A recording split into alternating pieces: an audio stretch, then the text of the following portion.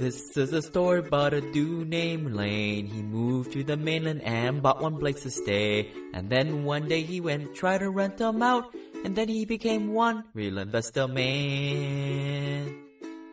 Hey guys, this is Lane with the Simple Passive Cash Flow Podcast. Today we have Victor Menasce. He is the managing partner of the U.S. Real Estate Partners LP, and he's also the author of the book Magnetic Capital, How to Raise All the Money You Need for Any Worthy Venture. How are you doing, Victor?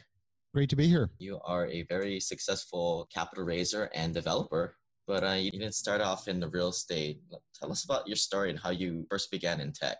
Yeah, my path into real estate development was not your typical career path. I started out my career as an electrical engineer, in fact, designing microprocessors, largely for telecom applications. Back in the mid-1980s, designed microprocessors that essentially control the phone network. So about half the phone calls in North America went through a chip that I designed. They were routed and processed by a chip that I designed for about a decade. And then I went, through various promotions into middle and senior management in both public and private companies. And along the way, got involved in raising money for technology ventures. Did a lot of business development work, did 5 M&A transactions. And it was really in that arena that I learned how to raise capital. And around 2010, made the decision to move out of technology into real estate investment on a full-time basis. And at that time realized that, eventually I was going to run out of money and had to some extent relearn the process of raising capital, and discovered that it was almost identical to what I'd been doing before, just in a slightly different arena. So I was able to leverage a lot of the skill sets out of technology, whether it be project management or capital raising. And, certainly the engineering skills came in handy to put together these projects. So how long did that point take to get to there, to running out of money and coming to that to running point? Out of money? Real estate's a game with pretty big numbers, so that happens fairly quickly. It took about a year and a half, maybe 2 years to run out of money. And then I started bringing in a few joint venture partners on some projects. Wasn't raising capital on a large scale. And then, 2011, 2012, started bringing in more and more investors. So today, we're doing syndications. We're doing much larger projects, mostly ground up developments, new apartment buildings, some of them greenfield developments, some are infill developments. If your listeners don't know the difference, infill is typically in an urban setting where you've got all of the services and everything right to the property line, whereas greenfield, you're basically going to do the land development, bury the services and roads, and then go vertical on the construction of the final product. I began in the syndication, learning about it maybe about a couple of years ago, going to a seminar. Something that was helpful for me to seeing other people doing it, because at one time I thought it was just this foreign concept, and a lot of the listeners are thinking that. But I mean, you mentioned you started with doing JVs here and there, whereas I kind of just jumped right into the syndication and the PPM world. How did you structure those first couple deals? And maybe did you also have that mindset that, well, this is something big and a little bit overwhelmed by the whole idea? I wouldn't say that it was overwhelming. Those initial joint ventures were typically on smaller projects, some single-family homes, some smaller multi-unit residential, triplexes, fourplexes, things like that. And so it was relatively easy to bring in one investment partner into that project, often on a 50-50 basis. And we put those projects together with folks that, we had strong relationships with, folks that we'd known for like 20 years came in on some of these projects. And then we expanded from there once we got into larger projects. So, I think one of the mistakes that a lot of investors make, especially when they're starting out, is they think it's all about the deal. And in my experience, it's almost never about the deal. For me, it's about putting together a business, a stream of investment that you can do in roughly the same geographic area, so that you can leverage everything that you've invested in building and developing the team that's going to actually execute these projects on the ground. Because that's really where the differentiation is. A good deal badly managed is no deal. So the only differentiation is always the management, the quality of people that you have on the ground. And I knew that back in my technology days. And oddly enough, I kind of had to relearn that lesson when I transitioned into real estate, because like many people, I thought it was about the deal. If you can buy something cheap enough, then and the comps for the finished product are strong enough, you'll make money. And we had a few examples where projects were mismanaged, and we saw $100,000 margin evaporate through mismanagement, and then realized, wait a minute, we really need to pay much, much closer attention to the quality of the management. So today we focus on concentration of assets. We really invest in a few select geographies where we've got those strong teams on the ground. And then when you have that track record, raising the money is relatively easy. The analogy that I've heard is spinning a whole bunch of plates, and the plates in this case would be raising money, finding the deal, operating the deal, and working with lenders, and doing the marketing. A lot of different roles. I guess when you first got started, even in your JV days, did you have a dedicated partner, or did you just have strong team members, and were you just the one CEO? I started out in my own local market doing a handful of projects, and then very quickly realized that the hands-on management was, the limiting factor. And, I was actually attending a mastermind in San Diego. We were out there on Harbor Island on the penthouse of a hotel, and I was presenting my strategy to this particular mastermind group. And one of the bright gentlemen seated around the boardroom table said to me, "Victor, you're expending energy doing project management here. That's something you can hire. Your gift is raising money. That's all you should do. The rest you can hire." And it took someone telling me that for me to realize that that was indeed my gift, my differentiation, and that's what I should focus on. And from that point forward, I shifted strategy in terms of where I placed my own time and energy and how we structured our teams. Because, like he said, I can hire those other skills. I can't hire out that core function of raising capital. That's something that I need to do. Right. And this is a topic that I've heard come up a lot in my circles, is this idea of, you either got to be a fundraiser or a deal operator. And it's very left brain, right brain, different type of tasks. And nobody can do it, both of them effectively, because you're going to be switching one side of your brain on and the other side of your brain on. So when you made this discovery and you went into your fundraising mode and conceivably done your highest and best use, did you find someone to be your operator full-time? Was this a dedicated partner, or was it just based on the deal? Yeah, so today we're in multiple geographies, and we have strong boots on the ground teams that are really tasked with managing the construction and the property management of each of the projects.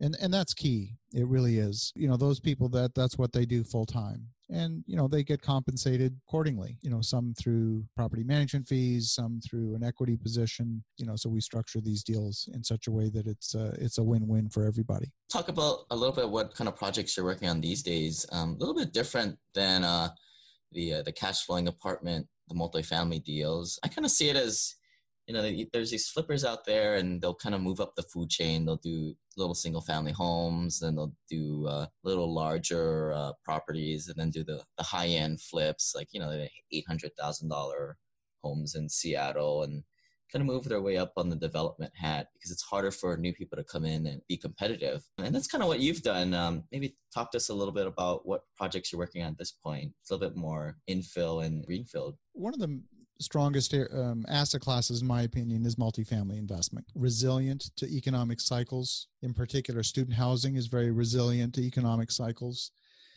And so we like that asset class a lot. But what I find is that most of the larger projects, when they come on the market today, it's like a feeding frenzy. There's, sometimes 20 or more offers on a single property. And if there's 20 offers, I don't want to be the winning bidder ever. If there's 19 guys behind me, unless I know something they don't, I don't want to win that auction. So, because what's happening is people are paying way too much. They're paying silly numbers. Whereas I can build, a sheet of drywall hasn't gone up that much in price over the last several years. So I can build for far less than things are going in the open market. And, often for 25, 30% less than properties are selling for in the open market. So yes, it's more work. Yes, it's a tiny bit more risk. And yes, you got to be more patient. But if I can generate 30% margin right at the beginning of a project simply by having the guts to build it, why not? That's huge value creation. I mean, some people say the draw that they see for the multifamily, the existing multifamily, is that you're getting, high single digits, mid single digits of cash flow, and then you get the kicker at the end. But just to talk in general of IRRs, 30% is definitely higher than what you're getting on these multifamily projects. But again, there's the risk, right? You're not getting the cash flow throughout the investment, and it's more at the end. We'll take a piece of land that maybe has a structure on it, maybe 2 or 3 properties together. We'll do a land assembly so that we can build a multi-unit building. It doesn't have to be a very large building. Could even be just a dozen units. And, it's going to take us about a year to 18 months to get that built and leased up. That's typically what we're seeing. So yes, you've got some carrying costs during those first 18 months, but you're going to put reserves in there for that. You're going to put interest reserves for insurance and property taxes and all of your carrying costs. It's just another line item in your budget, the same as your foundation and your lumber. It's just another line item in the budget. And once it's leased up, you now have a stabilized product, the same as you would have if you were buying an existing asset. So our goal is the same, whether you're buying an existing asset or building it new. Our end game is the same. The classes of buildings that you're creating, and most times when these new developments will come online, they're all for the Class A property owners. This country needs more middle class, working class, livable areas. Is there a way that you can fill the void with more B class housing? We're focused primarily on B and B plus housing. Absolutely. I think that a lot of the new construction in multi has been focused on Class A because when you run a spreadsheet, that gives you the best return on investment. You get the highest rents, but the demand for Class A, with the exception of a few select areas, the demand it simply isn't there to the extent that it's been built. Now, we've gone through a period of probably 5-6 years with almost no new construction.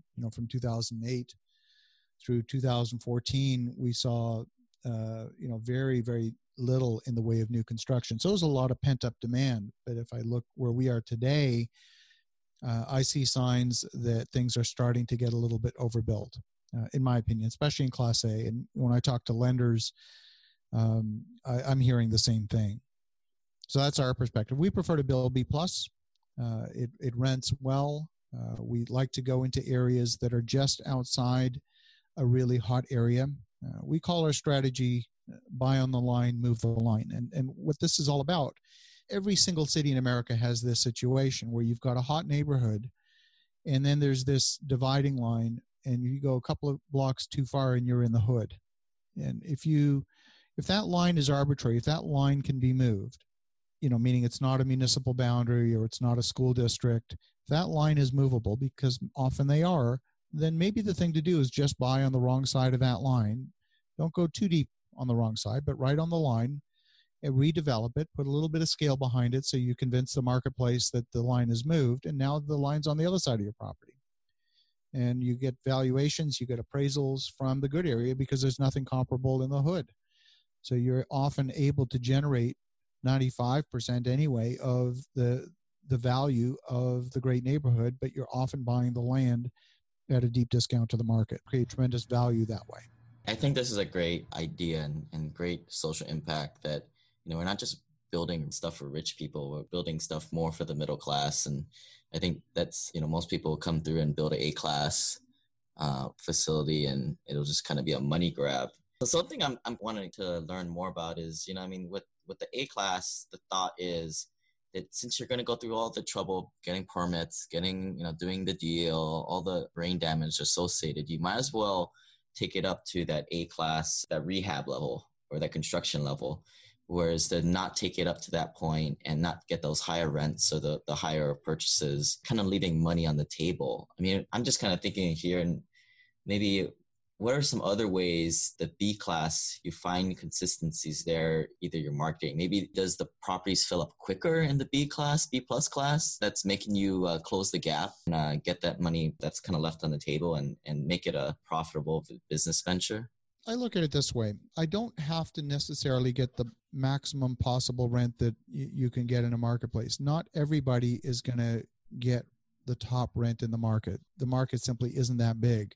If I think about one of the markets that we're very heavily invested in, which is Philadelphia, there's been about 4,000 units of new construction in the downtown core, a lot of condominium buildings, and typically about a quarter of condo units are purchased by investors and end up in the rental market. So that's a fair bit of capacity being injected into the market. So if there's 4,000 units of new construction, you can imagine about 1,000 of those are going to end up in the rental market with all of the Class A amenities associated with that. Now, if those don't rent, they only have one choice, and that's to come down market in price, because they're not going to want to sit vacant. You know, if they're not going to get $2,000 a month for a 2-bedroom, they're going to come down to $1,800, $1,600, see what they can get.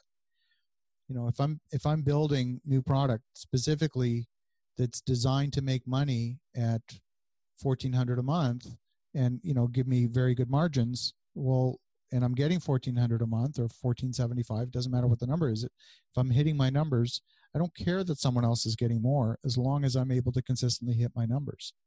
So what's the thought on building these properties for rent or for purchase? How does that shift the economics on your build? It certainly changes the way you do your finishes. We build good quality finished products. We put in hardwood flooring, granite counters, stainless appliances. So we do finish to a fairly high level. It's not a luxury level of finish that, we're not necessarily putting in, soaker tubs with jacuzzis and all of that kind of stuff, but it's a really good quality high-end finish that people are going to be very happy to call home. And, when you have a rental building, you obviously are going to be concerned with maintenance. So, we design things in such a way that if possible, we can minimize the number of times we have to enter a unit. If we can service, for example, the furnace and the water heater from a common hallway rather than having to enter a unit, we'll design the building that way. Some considerations that you wouldn't necessarily think of if you're just building a single family home for resale. Are there any specific data sources that people at home have access to that you look at to kind of get a sense of, hey, should we build this for renters or should we build this for the Class B buyer? You definitely have to do your local market research, and real estate is a hyper local game. Even if you're investing outside your own home market, if you were to ask me, what do I think of the Nashville market, for example, it's kind of a silly question. It's really the wrong question. If you ask me, what is the market within 6 blocks of the university, now that's an interesting conversation. Now you can talk about what's happening in that submarket. And that's what you need to do in every city. You need to figure out what's happening at the local level. And, if I'll again go back to Philadelphia, all of our properties are within probably a 10-block radius. We don't know the whole Philadelphia market. I know North Philly. I know, west of Temple University and Brewerytown, these few neighborhoods within about a 10-block radius. The rest of the city, I don't know. I have no expertise. We talk a lot about syndications on this podcast, and most of the time, these offers are only for those with an accredited status per the rules of the SEC. Now sponsoring the Simple Passive Cash Flow podcast is the American Homeowner Preservation Fund, a crowdfunding solution to the mortgage crisis in America, empowering investors to fund the purchase of distressed mortgages. The AHP fund aims to keep people in their homes by investing in notes. It's an opportunity to earn returns while feeling good about making positive social impact. You can start investing with as little as $100. You can learn more at investinahp.com. And if you want the free Burn Zone book, please send me an email at lane@simplepassivecashflow.com. Yeah, I think what I like about here is that you're doing something that not a lot of people are doing, and that's where you're getting the inconsistent competition level, and that's what's really helping driving your business. Maybe let's talk a little bit about like the student housing and also maybe military housing, the specialty areas. I mean, aren't the student housing? I mean, I've always been uncomfortable doing that because a lot of it is based on the student bubble and basically how Sally Mae is making everybody go to college these days on a bubble. And at some point, people are going to realize that these college educations aren't worth it. There could be a big dip in the student housing population, or things could drastically change. That's possible. Again, it really depends on what's happening at the local level. You have some universities where there is an acute shortage of housing, where you've got a growing campus, you've got too many people commuting to the campus, and there isn't sufficient housing nearby. You also have other examples of other universities where it's been overbuilt, where the university has built a lot of residence, and the local market, let's say the third-party housing market, is saturated. So there's examples of both. You just have to do your local research and find out, what the situation is.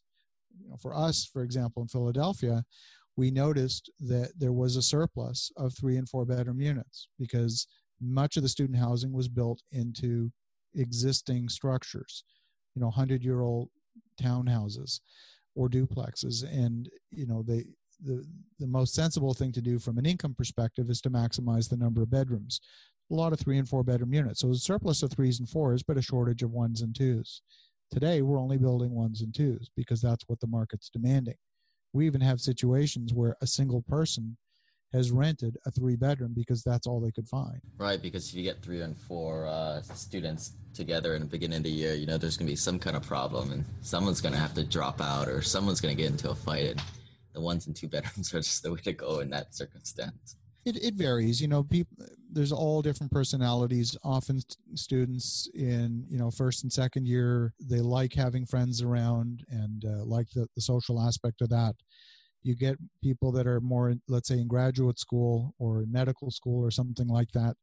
The last thing they want is people around them. They've got work to do. They're on odd hours because maybe they're in a residency or something like that. And so they just need their quiet, their space, somewhere to go home and sleep at 2 PM if that's what they need. The needs are just a little bit different. You need to know your market. Any thoughts on military housing? Not for military, but very close to military bases. We've not done anything in that arena. It's not something we know much about. What I can say is, if there's been lots of examples of, it's kind of like being tied to a single employer. And if that employer moves or, makes a policy decision to close a base or, to deploy people to a different location, which they often do, now you've made a long-term investment for what ends up being a short-term source of income. And that can be a huge problem. So generally, we try and stay away from those. The student housing seems to be a lot more conservative. It seems like the government can be a lot more knee-jerk reaction and move people around, as opposed to, colleges are here to stay, and it's a lot slower moving population, I think. Yeah, exactly. So Victor, are there any tax credit you guys are getting on these? Because I know some multifamily, there's LURA, LURC, or different tax credit the operator can get to sweeten the investment a little bit for their investors. It's not so much tax credits. We often get property tax abatements. So, for example, in certain areas where the government is looking to stimulate a new development, they will often offer tax abatements. So you pay the tax on the vacant land or the raw land or whatever's there, but you pay zero on any improvements for often as much as 10 years. And so that, that's a significant inducement, and it certainly helps make the numbers work. Obviously it has to work without that inducement, but it makes a difference. Are you specifically looking for zones where there are these tax credits available, or is it just you pick the area and just it happens to fall in place if it does? Certainly in the work we've done in Philadelphia, the area that we're invested in, it's had that. Some of the work that we're doing in Louisiana, it's been more negotiated on a case-by-case basis. So, for example, if, let's say, we're funding the paving of a road because the city may not have it in their own budget, then we'll say, all right, we'll tell you what, we'll pave the road, but please, give us a tax abatement for a few years so that we can recover the cost of that road, because it really should have been the city that should have paid for it. So it's a little bit on a case-by-case basis. Switching gears on you, I just kind of want to get your opinion on the recent hurricanes. How do you view a situation like that, where you have this opportunity? Is it just a short term thing in your eyes, or is there some real potential that you can come in and add value and do a project here and there in these areas? There are some very significant long-term opportunities that have come out of this. Not all of them in the States, by the way. Certainly, there's a lot of opportunity to rebuild things stateside. I'm sure there will be distressed properties appearing on the market, people that were either uninsured or underinsured, and that'll be certainly along the coast of Florida on the Gulf Coast, and probably even in and around Houston as well. What I'm hearing is that only a small percentage of people actually carried flood insurance. Some of that'll be picked up by FEMA. But even then, not everybody is eligible for FEMA. For example, if someone is a non-resident owner, they may be a foreign owner, someone from the UK or Canada, somewhere like that. They may not be eligible for FEMA funding. And if they didn't carry flood insurance, you've got now damaged properties that may end up appearing on the market. More importantly, I think there's some very significant rebuild opportunities in the islands, in the Caribbean. I'm not ready to announce anything yet, but we're talking to, some folks about, maybe making some fairly significant moves on some of the islands that have been really devastated by this latest round of storms over the last 2 weeks. You've got an investor, and I kind of pose this question because this is a lot of the situation that a lot of the listeners are in. They've had some success in their own real estate investing, and their friends and family or people have heard what they've been doing, kind of heard of their success, but they're still not quite sold on the whole concept. What's your overall approach to talking to someone who's just pretty new at it? Maybe they've invested in a rental property and yet they've been doing it for several decades, but they're very high net worth. They've got a few $1 million in the bank. How do you talk to them from getting away from their comfort zone, that single family rental, and having them come in one of your projects, whether there's cash flow or not? Well, the first thing is I never try and convince anyone of anything, because as soon as anything feels forced, particular when it comes to raising capital, that's just getting into a zone you never want to go. So, that's number one. Number two, I never ask anyone for money. But what I do is I offer people the opportunity to a completely different perspective. Now, if I'm meeting someone who's never invested in real estate in their life, and I have to take them from owning shares of, let's say, General Electric into owning a share of an apartment building, I've got to take someone through a 180-degree shift in philosophy. That could be a pretty heavy lift. I really prefer not to do that. But if they own investment property, if they own real estate for investment purposes, then they already understand the value. They understand how it works. And then from there, it's actually fairly easy to convince them that, there's better alternatives. And when you're investing in a single family property, you are typically tying up a lot of cash. You're carrying more risk than you really should. If I have a single family home, I can either experience zero vacancy or 100% vacancy and nothing in between. Whereas if I have a 100-unit building and I have a vacancy, well, I'm still at 99% occupancy. It's much more resilient. And the second issue is when you're in dealing with small properties, they're difficult to manage because they're geographically dispersed. Unless you have an entire subdivision that you own, they're geographically dispersed. So they're more difficult to manage. You're going to pay a higher percentage generally in property management cost.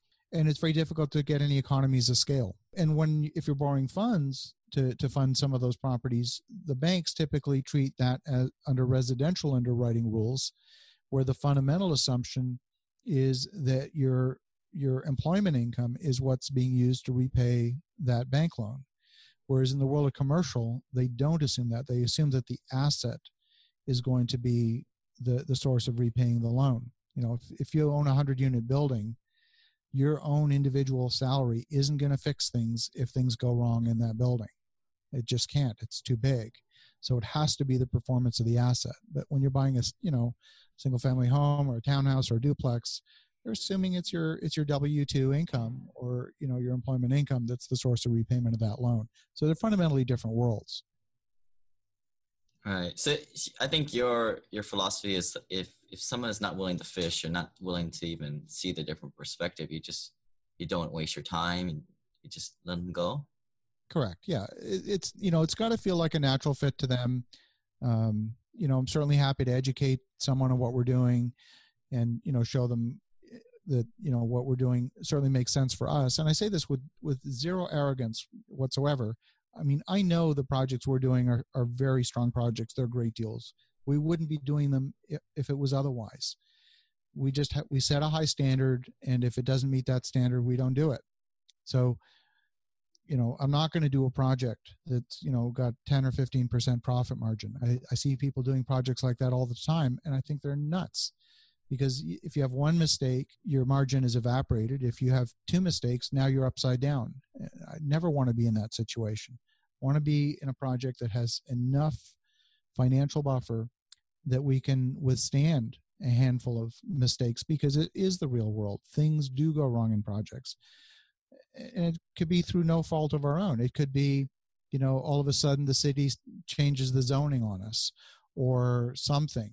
All of a sudden there's some new change to the building code and we've got to do something different that wasn't part of the plan. These things happen, and you've got to be able to withstand those.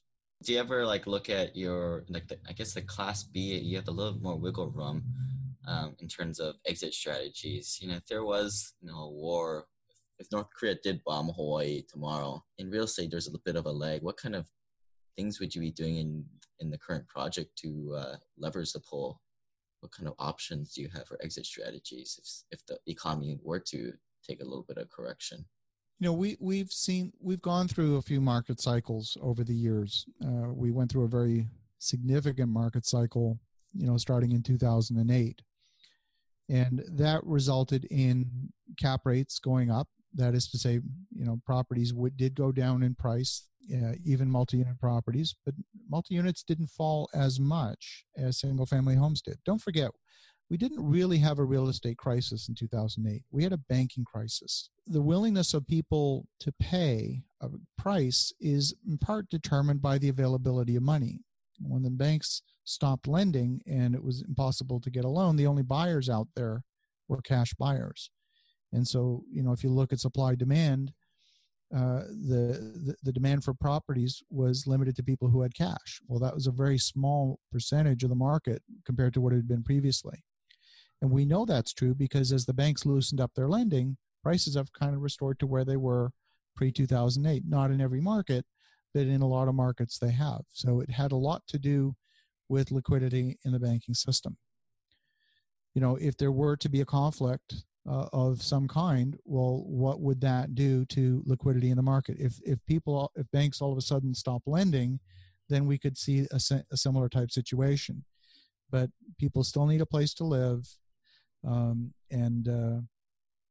don't expect even an armed conflict to result in massive dislocation of the U.S. population. The vast majority of the 330 million people are going to continue to live where they're living today. Right. So in the last correction, 2008, the equity markets and the housing market were, they both tracked downwards. Is that typically the case or can you have it where the equity markets take a dive, but the housing market stays strong or even gets better? That's a good question. If you look at every single market correction, recession that's taken place over the last 30, 40 years, they've all been a little bit different. There have been no two that have been alike. So to look at what happened last time and say this is, history is going to repeat itself, I think is a little bit unlikely. People also talk about the market coming back after a recession. I also think that's not accurate. Markets don't come back. What will emerge will be different than what it was before the correction. The economic conditions are going to be completely different. So it's very difficult to just use the lessons of history and expect that things are going to turn out just like they did before. It's almost never the case because, there's ebb and flow of population. You have You have some states have very high tax rates. And when people are dislocated, maybe through loss of a job, they may look for a job locally or they may relocate. We've seen some states consistently losing population. In particular, we talk about the Rust Belt in the northern states. There's been loss of population in a lot of the northern states. Where has that population gone? Increasingly to the south.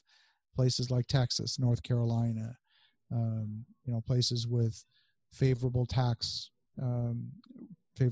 regimes. And, the equity markets this is one where I personally have some strong feelings. I grew up in a world where I owned stocks and bonds from a very young age. Family members, my uncle owned a seat on the New York Stock Exchange. He was one of the members of the exchange before, it became a public company. So I kind of grew up in that world. But today I hold almost no shares in public companies. And the reason is very simple. When I was in my technology career, I was an officer of a public technology company, and I was listening to our CEO on the analyst calls that happen every quarter, where he was providing guidance to the analysts and to Wall Street. And I was just thinking to myself, oh my goodness, those poor investors, he just lied to the general public. And as I realized that the small investor really has no control. They really have no control. And how many other boardrooms in America is that taking place? That same kind of conversation where the guidance isn't quite accurate. So it was really then that I made the decision that to be in the equity markets in a very volatile equity market doesn't make sense. It didn't make sense for me. Whereas if I look at what I'm doing today as a real estate developer, I feel like I have way more control. If I'm buying a property at 10 cents on the dollar and my pro forma shows that I'm going to generate 30% net margin at the end of the construction project and be able to refinance that project and recoup 100% of my investment and still have 30% equity, I feel like I have control. Maybe maybe we have a few mishaps. Maybe it ends up being 25% equity. But that's not a disaster. That's still a great outcome. Victor, what do I tell my friend who is entranced in this Square company that does the point of sale in all these coffee bars and the restaurants, that this technology is here to stay and stock prices are going to keep going up and up and up, and I don't need real estate investments? There's certainly some great growth stories in technology companies. Square is a good example of that. Square has continued to address an underserviced segment of the market, but you know what? There's going to be more competition entering that segment. The big question, I think the difficult question that a lot of people struggle with is not whether, there's going to be more demand for that kind of product. Question is the share price at today's price a bargain or not? If I hand you a $100 bill and I give it to you and I say that it's worth $100, I'm going to give it to you for $80, you're going to take that deal because you can make a clean $20 the second after we execute that transaction. If on the other hand, I give you that same $100 bill and I charge you $120 for it, why would you ever do that? It doesn't make any sense. And if I gave it to you at 100, well, you might do it, but there's no point. Now, when you talk about a $100 bill, it's pretty clear because we have this notion of what that thing is worth. But what is the Square stock worth? What is Apple worth? What is, Alphabet worth? It's a little bit more subjective. You talk about a price earnings multiple where it might be trading, let's say at a premium, it might be trading at 30 times earnings. Now, if the company is growing at 100% a year, if it's growing its earnings at 100% a year, well, that 30 times earnings looks like 15 times earnings 12 months from now. That might be a more reasonable ratio, but that's predicated on that growth continuing, which is not a sure thing. There's a speculative component to that. Maybe that growth doesn't continue at the same rate. Now it starts to look overvalued. So it really depends on, this notion of value. If I'm buying a property at 10 cents on the dollar, I'm pretty sure it's 10 cents on the dollar. I know I'm buying a bargain. If I'm buying a stock, am I buying a bargain? It's not clear all the time. All right, you're speculating. there's a bit of speculation. Yeah. Yeah, so I think people probably, see my progression. I started with turnkey rentals and in the multifamily space, and now talking to folks like yourself, who are more in development space. And I mean, you hear the pros and a lot of these things, and it's very compelling, and it makes so much sense. But I'll just stress to a lot of the listeners that, you got to start somewhere. You got to start with the single family home first, and get your liquidity up, get your cash flow up, so you can go to these different type of investments. I mean, they all sound fine and dandy, but you've got to start somewhere. And you got to start somewhere. And most important thing is to make sure that you're working with people that have a solid track record. That is really the only differentiator. If you're investing, and this is a big distinction. I really approach real estate investment as a business, and by my definition, a business is a team sport. People don't invest in the self-employed. They invest in businesses which have scale, they have sustainability, they have a track record. If the CEO of the business happens to be out on vacation for a week on the beach, the business doesn't come to a stop. It continues to operate. So it's got to have that bench depth. It's got to have that sustainability. That's key. Thanks for coming on. Anything else you missed? You want to get your contact information out there? I'm happy to share. If your listeners want to get in touch with me, they can email me directly. My email is victor@victorjm.com. That's victor@victorjm.com. And if your listeners are looking to raise capital, not to plug my own book, but frankly, the folks who have read my book have told me repeatedly how much it's helped them with the task of raising capital. And the key, by the way, whether you're looking to raise money or you're looking to invest, the same criteria that you need to meet to raise money are the same criteria you need to meet to make a good investment. So my book actually covers both. The same criteria that you would use as an investor are the same ones you would use to raise money. They're opposite sides of the same coin. So the book is Magnetic Capital. They can order directly from my website at victorjm.com or from Amazon. If they order from the website, they'll get a signed copy. If they order it from Amazon, it'll come a little bit quicker, but it won't be signed. Right. And the whole thing about raising money, I mean, we're not here with some MLM thing trying to sell soaps or Ginzu knives. The whole goal is to get people off of Wall Street and into hard assets and get them into Main Street, get them into these good assets that help the American people.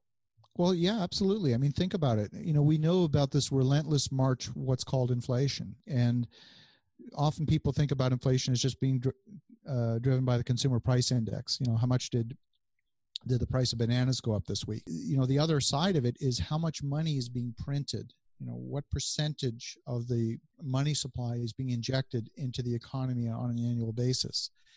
And that has an inflationary impact as well. It's unlikely that inflation is going to go to zero. And if you want to hedge against inflation, if you want to protect yourself, it's very important to be in hard assets that are going to go up with inflation. Right. The country created this debt, and the only way they're going to get rid of it is to inflate the money supply and get it out that way. Exactly. They'll never tax their way out of the current debt structure.